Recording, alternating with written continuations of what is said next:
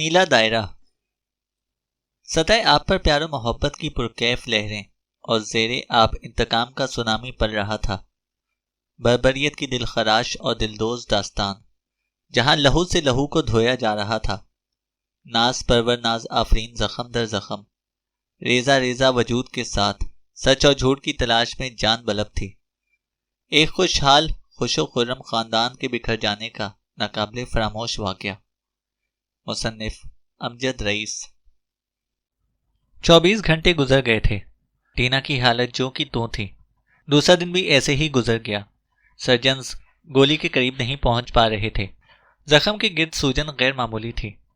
Scan واضح تھے تاہم ٹیشوز ٹوٹ پھوٹ کا تعین نہیں ہو پا رہا تھا. سوجن کم ہونے کا انتظار کرنے کے سوا کوئی چارہ بھی نہ تھا. نٹالی کا بیشتر وقت ایلن اور ٹام کے ساتھ گزرتا تھا. پولیس دعویٰ کر رہی تھی کہ ایک آدمی دیکھا گیا ہے جس نے سر پر سرخ پٹی باندھی ہوئی تھی. وہ سفید رنگ کی وین میں سوار ہوا تھا. وین کا رخ مورس ایونیو کی طرف تھا. سرخ پٹی خون بہانے کا ٹریڈ مارک تھی. اس کی دوست کوما میں تھی اور پولیس گینگ کا سراغ لگا رہی تھی. وہ کیسے یقین کرتی، کیسے بتاتی؟ دوسری رات 2 بجے نٹالی اور گریگ اپارٹمنٹ میں تھے. نیند کوسوں دور تھی. نیند کی جانب دھیان بھی نہیں تھا. خیالات کا محور ٹینا تھی. دونوں کاؤچ پر سکتے کی حالت میں بیٹھے تھے. یہ دن تو آنا ہی تھا، لیکن اس طرح. نٹالی نے سر جھکا لیا. اس سے بہتر تھا کہ وہ ٹینا کی بجائے حسب معمول خود دیر سے نکلتی. گریگ، مجھے فل کیوٹی کو بتانا چاہیے. وٹنس پروٹیکشن والوں کو علم ہونا چاہیے. پھر کیا ہوگا؟ نٹالی سمجھتی تھی کہ فوراً ہر چیز بدل جائے گی. انہیں بھی نئی شناخت کے ساتھ نئی زندگی کا آغاز کرنا پڑے گا کسی اور علاقے میں. گریگ کو اپنی رہائش اور ملازمت بھی چھوڑنی پڑے گی. گریگ نے دماغ ٹھنڈا رکھنے کی کوشش کی. یہ ایک غیر معمولی اتفاق بھی ہو سکتا ہے. ممکن ہے پولیس کی لیڈ صحیح ہو. ہم دونوں جانتے ہیں کہ ایسا نہیں ہے، نٹالی نے کہا. نٹالی خود مری جا رہی تھی. اس کی بہترین دوست موت و زندگی کی کشمکش میں مبتلا تھی. گریگ نے اسے باہوں میں لے لیا. میگی نے انتباہ کیا تھا کہ مارکیڈو بھولتے نہیں ہیں. وہ انتقام لیں گے اور یہ انتقام سے آگے کی چیز ہے انشورنس، تاکہ آئندہ کوئی فریڈر نیدا کے خلاف جانے کی جرت نہ کرے. نٹالی اور گریگ نے 1-2 دن انتظار کا فیصلہ کیا. لیکن رات کسی وقت اس کی آنکھ کھل گئی. وہ لوگ جانتے ہیں انہوں نے پولیس کو غلط راستے پر لگا دیا ہے، نٹالی کو غلط فہمی میں ڈالنے کے لیے. اس دوران وہ جلدی اس تک پہنچ جائیں گے. اس مرتبہ نٹالی روب ان کے سامنے ہوگی. نٹالی نے اپنی فیملی کے تحفظ کی دعا کی اور گلے میں لٹکتا گولڈن لاکٹ باہر نکالا. کیا راز ہے اس میں؟ کیا وہ کبھی اس کا دوسرا حصہ حاصل کر سکے گی؟ موم، میری آرزو ہے کہ آپ ابھی مجھے اس کا راز بتا دو. اس نے دل ہی دل میں تمنا کی. وہ اٹھی اور دروازے کا ہیوی بورڈ لگا دیا. نٹالی، ٹام اس کے قریب آیا. گھر جاؤ، تم بہت تھک چکی ہو. میں جانتا ہوں کہ تم رکنا چاہتی ہو، لیکن بہتر یہ کہ نیند پوری کر لو، ٹام نے کہا. نٹالی نے سر ہلا دیا. وہ سمجھ رہی تھی کہ ٹام صحیح کہہ رہا ہے. وہ 2 دن میں 6 گھنٹے سوئی تھی. نہ وہ لیب گئی تھی. وہ ICU بینچ سے اٹھ گئی. میں وعدہ کرتا ہوں، وہ ایلیویٹر کی طرف جاتے ہوئے بولا. کوئی خبر آئی تو فوراً کال کر دوں گا. ٹینا کو بیلی ویو اسپتال کے ہیڈ ٹراما وارڈ میں منتقل کر دیا گیا تھا. وہ علاقے کا بہترین اسپتال سمجھا جاتا تھا. نٹالی لابی سے ہو کر فرسٹ اسٹریٹ پر نکل آئی. 6 بج رہے تھے. تاریکی کے آثار نمایاں ہو رہے تھے. کوئی کیب دکھائی نہ دی تو وہ بس کی طرف چلنے لگی. اگبی نشست پر بیٹھ کر اس نے آنکھیں بند کر لیں. گریگ 16 گھنٹے کی ڈیوٹی پر تھا. پہلی مرتبہ نٹالی کو اپارٹمنٹ میں رات اکیلے گزارنی تھی. وہ سفر کے دوران میں اونگتی رہی. 9ویں اسٹریٹ پر اس نے بس کو چھوڑ دیا. رہائش گاہ چند بلاک کے فاصلے پر تھی. 2nd ایونیو پر تاریکی تھی. اسے اپارٹمنٹ پہنچنے کی جلدی تھی، تاہم اس کی چال میں تیزی نہیں تھی.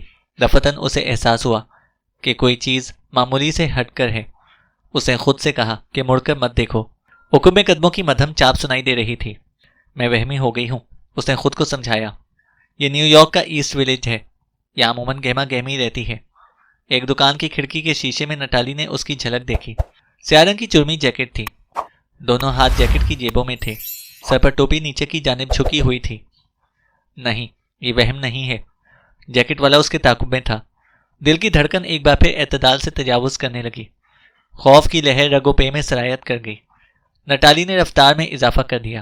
اس کی پناہ گاہ چند بلاکس کے فاصلے پر تھی. دھڑکن گویا پسلیوں کو مضروب کیے دے رہی تھی. وہ اس سڑک پر مڑی جو اپارٹمنٹ والی عمارت کی طرف جاتی تھی.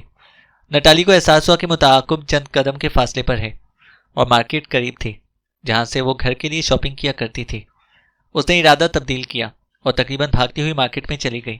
ایک باسکٹ اٹھا کر مختلف ریکس کے درمیان چکراتی ہوئی وہ ایک جگہ پر رک گئی۔ اس دوران وہ دہی، دودھ اور بریڈ باسکٹ میں رکھ چکی تھی۔ دھڑکن اعتدال پر آ رہی تھی۔ اس نے کنکھیوں سے کھڑکی میں جھانکا۔ کوئی مشکوک آدمی نظر نہیں آیا۔ شکر ہے۔ وہ ادائیگی کے لیے بڑھی اور دفتن منجمد ہو کے رہ گئی۔ وہ سڑک کی دوسری جانب ایک کار کے ساتھ ٹیک لگائے کھڑا تھا، فون پر بات کر رہا تھا۔ نٹالی ادائیگی کر کے باہر نکل گئی۔ دونوں کی نظریں چار ہوئیں۔ گھر زیادہ دور نہیں تھا۔ نٹالی نے بے دھڑک دوڑ لگا دی۔ جیکٹ والا بھی پیچھے بھاگا۔ نٹالی کا دل پھر نارمل رفتار بھول کر بے قابو ہو گیا۔ جسم کا ریشہ ریشہ لرز رہا تھا۔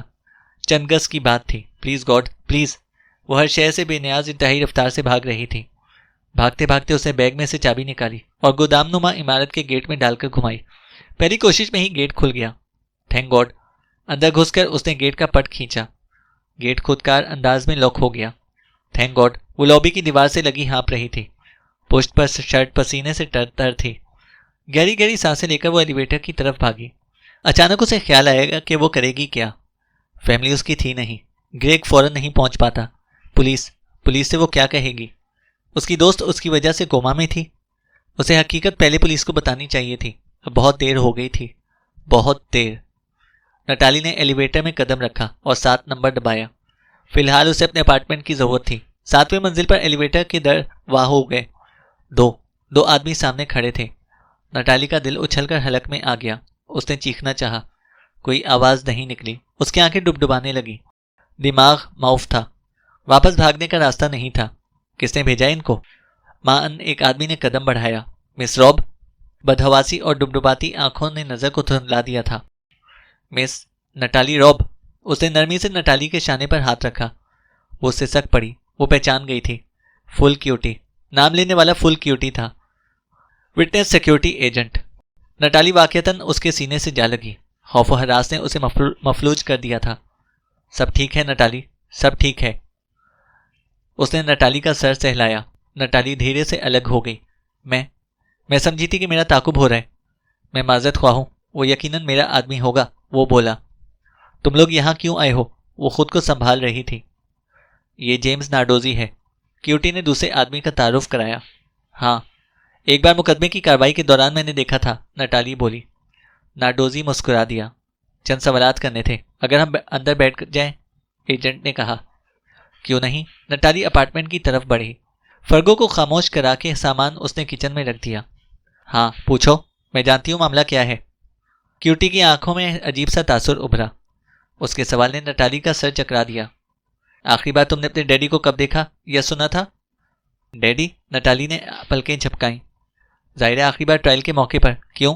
کیا بات ہے؟ نٹالی نے پوچھا۔ کیوٹی نے نارڈوزی کی طرف دیکھا اور کھنکھار کے گلا صاف کیا۔ نٹالی، ہم تمہیں کچھ دکھانا چاہتے ہیں۔ اس نے رین کوٹ سے ایک لفافہ نکالا۔ کیوٹی کی آواز میں کوئی ایسی بات تھی کہ نٹالی سنسنی محسوس کیے بغیر رہ نہ سکی۔ یہ بہت خفیہ ہے اور ناقابل برداشت بھی۔ مجبوراً تمہیں دکھا رہے ہیں۔ حوصلہ رکھو۔ نٹالی کا دل ڈوب سا گیا۔ اس جملے کا جو بھی مطلب تھا بہت برا تھا۔ مجھے نروس مت کرو، وہ بولی۔ میں سمجھ رہا ہوں۔ اس نے لفافے میں سے تصاویر نکالی۔ تصاویر کرائم سین سے متعلق تھیں۔ نٹالی نے آنکھیں بند کر لیں۔ کیا ڈیڈی کو؟ وہ آگے سوچ نہ سکی۔ اس نے کانپتے ہوئے آنکھیں کھول دیں۔ نہیں، وہ کسی عورت کی تصاویر تھیں۔ لیکن نٹالی کی آنکھیں از خود دوبارہ بند ہو گئیں۔ یہ درندگی اور صفاکی کا عکس تھا، حیوانیت اور بربریت۔ نٹالی کے رونگٹے کھڑے ہو گئے۔ وہ بمشکل تصاویر دیکھ پائی تھی۔ عورت کو کرسی کے ساتھ باندھا گیا تھا۔ بدن پر زیر جامے کے علاوہ کچھ بھی نہ تھا۔ چند تصاویر میں پوری باڈی نظر آ رہی تھی اور بعض میں کلوز اپس۔ چہرہ اور بدن خونی زخموں سے آلودہ تھا۔ کہیں سوجن تھی، کہیں نیل پڑ گئے تھے۔ تشدد کے بعد اسے گولیاں ماری گئی تھیں۔ لاش کے بالائی نسوانی حصوں کو جلا دیا گیا تھا۔ نٹالی نے چہرہ دونوں ہاتھوں میں چھپا لیا۔ آئی ایم سوری، کیوٹی کی آواز آئی۔ یہ کسی انسان کا کام نہیں ہے۔ نٹالی کے معدے سے رطوب اوپر چڑھی اور حلق کڑوا کر گئی۔ اسے ہلاک نہیں کیا گیا، زندہ رکھا گیا ہے، زیادہ سے زیادہ دیر تک، تاکہ وہ کچھ بول سکے۔ گولیاں تو خواہ مخواہ ماری گئیں۔ یہ بھیانک تشدد تھا، اس نے بتایا۔ میں سمجھی تھی کہ تم ٹینا کی وجہ سے آئے ہو، نٹالی بولی۔ مجھے افسوس ہے، اور ہم جانتے ہیں کہ وہ تمہارے وہ غالطے میں نشانہ بن گئی ہے۔ میں ایک بار پھر اظہار افسوس کرتا ہوں۔ ایجنٹ نے آخری فوٹو نکال کر سامنے رکھا۔ یہ کلوز اپ تھا، ایسے زاویے سے لیا گیا تھا کہ زخمی چہرے کو پہچانا جا سکے۔ نٹالی نظر پھیرتے ہوئے رک گئی۔ او گاڈ، تم یہ مجھے کیوں دکھا رہے ہو؟ ڈیڈی کا ان تصویروں سے کیا تعلق ہے؟ وہ تقریباً چیخ اٹھی۔ شاید تعلق ہے، غور سے دیکھو، ایجنٹ نے کہا۔ کانپتی انگلیوں سے نٹالی نے تصویر اٹھا لی۔ وہ اسے پلک جھپکائے بغیر گھور رہی تھی۔ نٹالی کے چہرے کا سارا خون کسی نے نچوڑ لیا۔ اس کے کھلے منہ سے کوئی لفظ برآمد نہ ہوا، البتہ اس کی سانس رک گئی تھی۔ وہ مارگریٹ عرف میگی کی تصویر تھی۔ نٹالی سکتے کی کیفیت میں بیٹھی تھی، آنکھوں سے آنسو بہہ رہے تھے۔ میگی ایک اچھی اور خوش مزاج عورت تھی۔ راب فیملی نے پہلی ملاقات میں ہی اسے پسند کیا تھا۔ کس نے کیا؟ کیوں کیا؟ نٹالی نے پوچھا۔ فی الحال ہم اندھیرے میں ہیں، فل کیوٹی نے جواب دیا۔ وہ اٹھا اور گلاس میں پانی لا کر نٹالی کو دیا۔ یہ واردات گزشتہ ہفتے جمعرات کے دن ہوئی تھی، شکاگو کے باہر ایک گودام میں۔ ہمیں صرف اتنا معلوم ہے کہ ایجنٹ مارگریٹ کیس کے سلسلے میں وہاں کسی سے ملنے گئی تھی، اس نے بتایا۔ پانی پیتے ہوئے بھی نٹالی کے ہاتھ لرز رہے تھے۔ اس کی موت کا مقصد کیا تھا؟ اس کی موت مقصد نہیں تھا، معلومات کے لیے اس پر تشدد کیا گیا، ایجنٹ بولا۔ میں نہیں سمجھی، نٹالی نے کہا۔ شاید تمہارے ڈیڈی کے بارے میں معلومات، ناڈوزی نے بتایا۔ مان تمام صورتحال نٹالی پر واضح ہو گئی۔ لیکن یہ مجھے کیوں دکھایا گیا؟ نٹالی نے کہا۔ نٹالی، وہ جو بھی تھا، اسے کوئی نشان نہیں چھوڑا، البتہ مارگریٹ کی کار کے ڈیش بورڈ پر یہ چپکا ہوا تھا۔ ایجنٹ نے ایک اور لفافہ نکالا۔ لفافے میں پلاسٹک کے اندر ایک کاغذ تھا۔ کاغذ سادہ تھا۔ نٹالی کی آنکھوں میں الجھن تھی۔ اس پر لکھ کر مٹایا گیا ہے، غور کرو۔ نٹالی نے غور سے دیکھا۔ مٹے مٹے حروف نظر آئے۔ الٹرا وائلٹ روشنی میں تم پڑھ لو گی۔ کیوٹی نے دوسرا کاغذ دکھایا۔ MIDAS، میڈاس؟ نٹالی نے ناسمجھی سے کیوٹی کی طرف دیکھا۔ میڈاس کوڈ نیم ہے، یہ نام تمہاری فیملی کو دیا گیا تھا۔ نٹالی کو لگا جیسے کسی نے اس کے پیٹ میں گھونسا مارا ہو اور اس کے پھیپھڑے آکسیجن سے محروم ہو گئے ہوں۔ پہلے لیب کے باہر ٹینا، پھر اس کی فیملی کیس ایجنٹ مارگریٹ، اور اب وہ اس کے ڈیڈی کا اتا پتہ معلوم کر رہے تھے۔ کیوٹی، ہو کیا رہا ہے؟ میری فیملی خطرے میں ہے۔ کیا تم نے ان کو خبردار کر دیا ہے؟ کیا تم نے ڈیڈی سے بات کی؟ نٹالی نے کہا۔ اس لیے ہم یہاں پر ہیں۔ کیوٹی نے نٹالی کی آنکھوں میں دیکھا۔ نٹالی، تمہارے ڈیڈی لاپتہ ہیں۔ لاپتہ؟ یکی بعد دیگر صدمات نٹالی کے اعصاب کو توڑ رہے تھے۔ کب سے لاپتہ ہیں؟ 1 ہفتے سے۔ تمہیں یقین ہے کہ انہوں نے تم سے رابطے کی کوشش نہیں کی؟ ایجنٹ نے پوچھا۔ میں ان کے بارے میں قطعی لا علم ہوں۔ کیا میری ماں اور بہن بھائی بھی محفوظ ہیں؟ نٹالی نے پوچھا۔ ہاں، ایجنٹ نے بتایا، لیکن ہم یہ نہیں جانتے۔ ہم ایک گارڈ تمہیں تعینات کر رہے ہیں، کیونکہ اس بات کا امکان ہے کہ تمہارے ڈیڈی زندہ ہوں اور وہ تم سے رابطہ کریں۔ تمہیں بھی ٹارگٹ بنایا جا سکتا ہے، ایجنٹ نے بتایا۔ وہ تو مجھے بنایا گیا تھا، نٹالی نے وقفہ لے کر کہا۔ تم نے کہا تھا کہ ٹینا کے بارے میں تمہیں علم تھا، نٹالی نے پوچھا۔ کیوٹی نے جواب دینے کی بجائے ناڈوزی کی طرف دیکھا۔ نٹالی کھڑی ہو گئی، وہ ان دونوں کو گھورے جا رہی تھی۔ تم لوگوں کو خبر تھی اور تم نے مجھ سے رابطہ کرنے کی کوشش نہیں کی؟ نٹالی، ہم تمہاری تکلیف سمجھ رہے ہیں، لیکن اس نے کہنا چاہا۔ نٹالی نے تیزی سے تخمینہ لگایا۔ ٹینا 3 دن، ڈیڈی 1 ہفتہ۔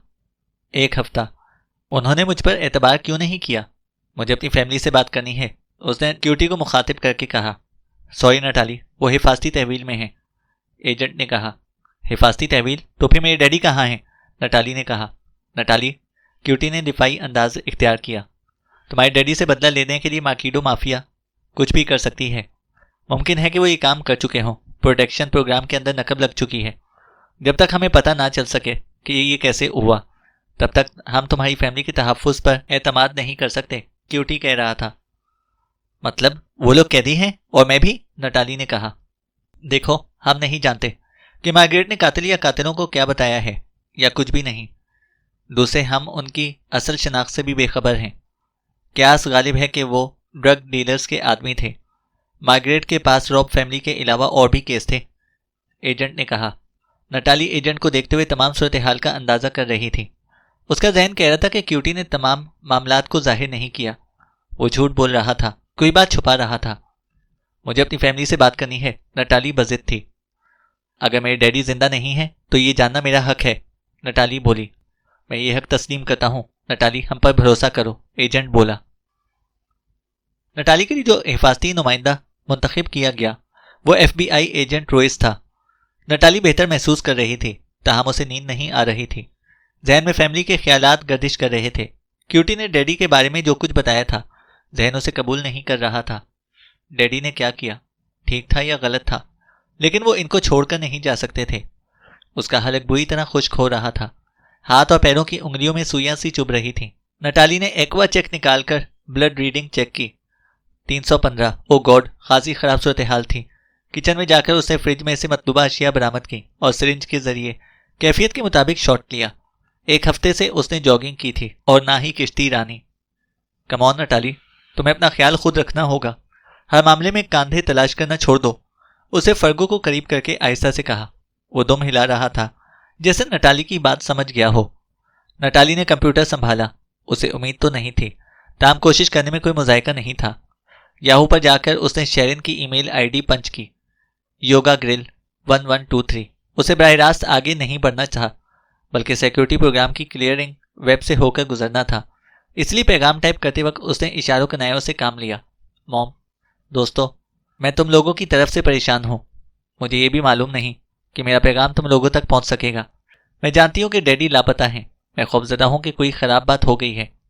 میں کچھ بتانا چاہتی ہوں کہ یہاں کیا ہوا، لیکن میرے لیے اہم بات یہ ہے کہ کسی طرح میں تم لوگوں کی آواز سن سکوں۔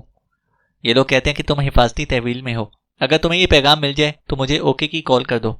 میں تم سب سے اور ڈیڈی سے محبت کرتی ہوں اور ڈیڈی کے لیے دعا کرتی ہوں۔ میرا دل تمہارے ساتھ ہے، کسی طرح مجھ سے رابطہ کرو۔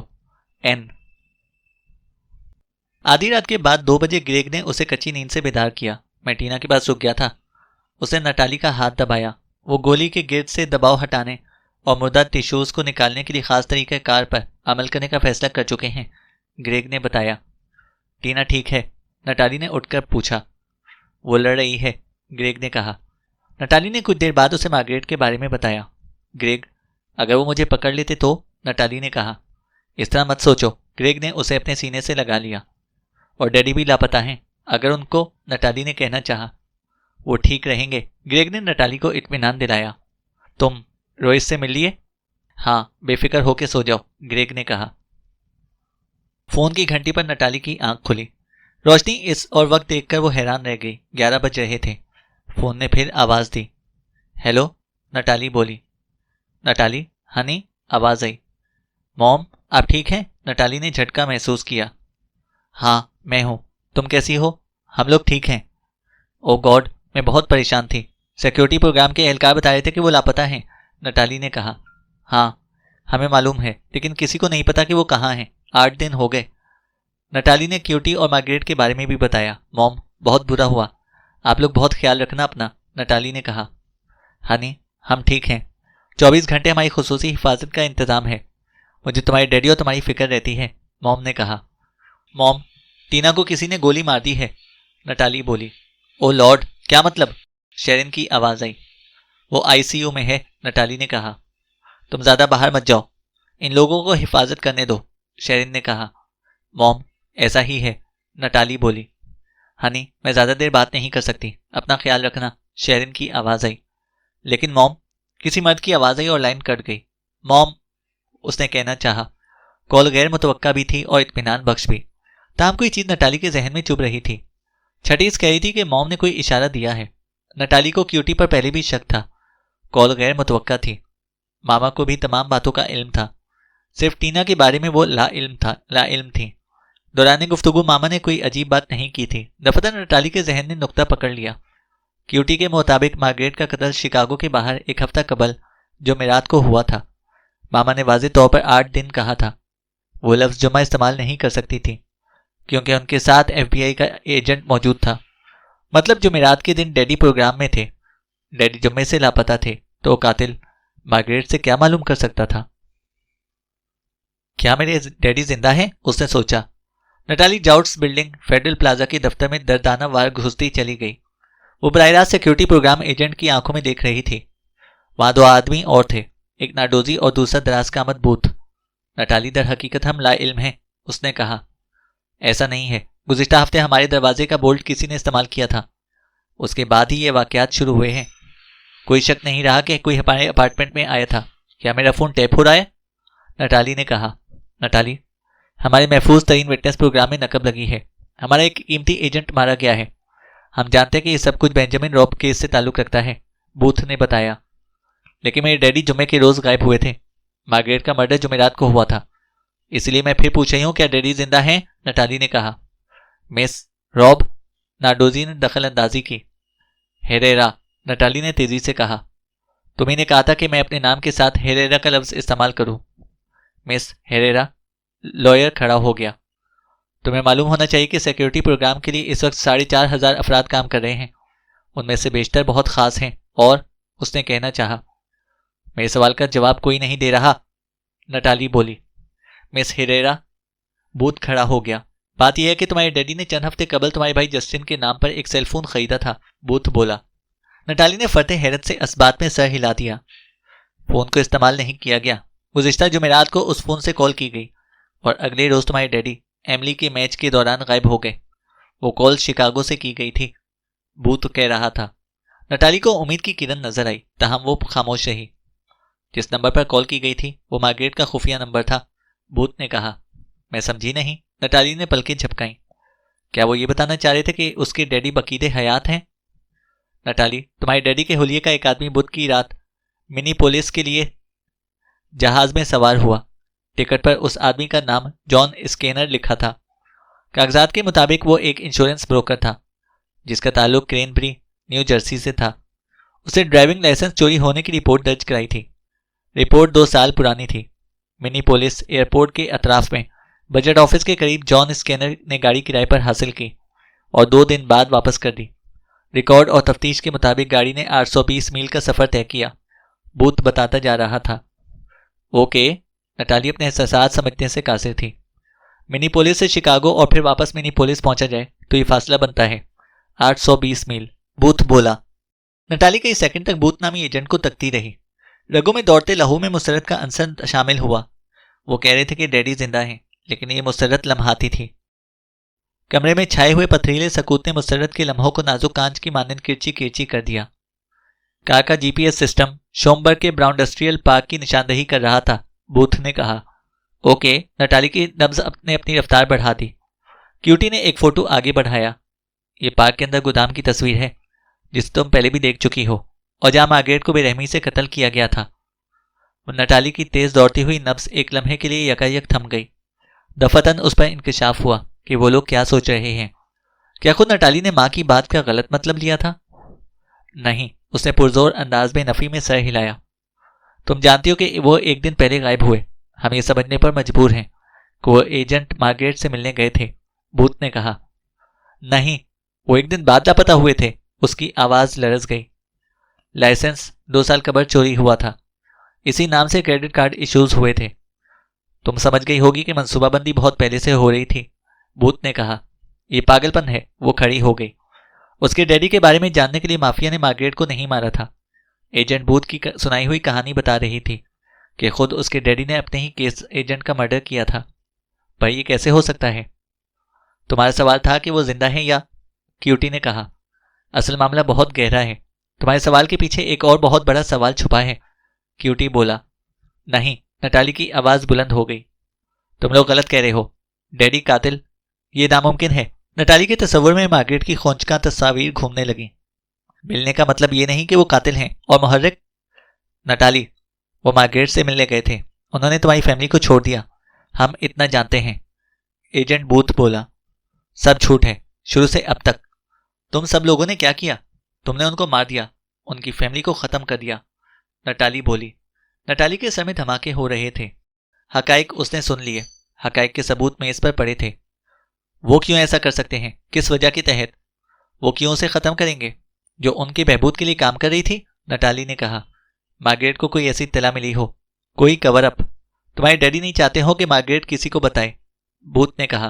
او گاڈ، تم سینئر آفیسر ہو، ایسی بات ہوتی تو فائنل میں ہوتی، ڈیڈی تک کیسے پہنچتی؟ ملنے کا مطلب یہ نہیں کہ انہوں نے اسے مار دیا ہو سکتا ہے مارگریٹ نے فون کیا ہو۔ نہیں نہیں نہیں۔ اور اپارٹمنٹ، وہاں مسٹر کیوٹی تم کیوں آئے تھے؟ کیوں؟ تم نے مجھے استعمال کیا؟ تمہارا خیال تھا کہ ڈیڈی مجھ سے رابطہ کریں گے، نٹالی نے کہا۔ ایجنٹ کیوٹی معذرت کیے بغیر نٹالی کو دیکھتا رہا۔ تمہیں اندازہ نہیں ہے کہ کتنا کچھ داؤ پر لگا ہے، ایجنٹ بولا۔ پھر بتا دو، وہ دوبارہ کھڑی ہو گئی۔ بتا دو اس کیس میں کتنا داؤ پر لگا ہے۔ شاید ڈیڈی زندہ نہ ہو اور میری عزیز ترین دوست دماغ میں گولی لیے اسپتال میں پڑی ہے۔